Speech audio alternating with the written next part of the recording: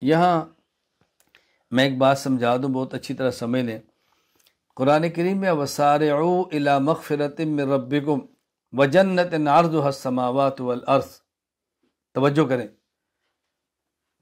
اپنے رب کی مغفرت اور جنت کی طرف دوڑو، جلدی کرو۔ قرآن کیا کہہ رہے ہیں؟ جلدی کرو۔ اور ایک حدیث پاک میں کیا ہے؟ الْأَنَةُ مِنَ اللَّهِ وَالْعُجْلَةُ مِنَ الشَّيْطَانِ، کہ بردباری اللہ کی طرف سے ہوتی ہے اور جلد بازی شیطان کی طرف سے ہوتی ہے۔ توجہ رکھیں۔ اور قرآن کہہ رہے سارعو، جلدی کرو۔ یہ دو لفظ ہیں، ایک لفظ سرعت اور ایک لفظ عجلت۔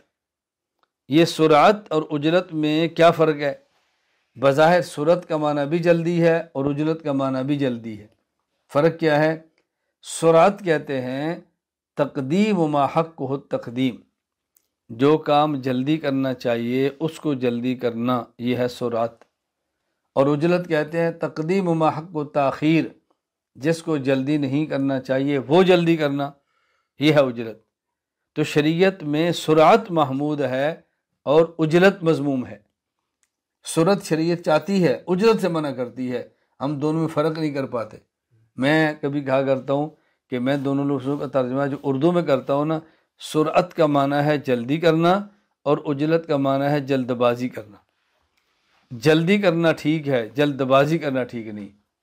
کہتے ہیں نا بھائی جلدی کرو، چاہے جلدی لاؤ، کھانا جلدی لاؤ، فلاں کام جلدی کرو، اپنے کام کو جلدی کیا کرو، لیکن ساتھ آپ نے کئی بار یہ سنا منع کر دیں جلد بازی نہ کیا کرو، بیٹا جلد بازی اچھی نہیں ہوتی۔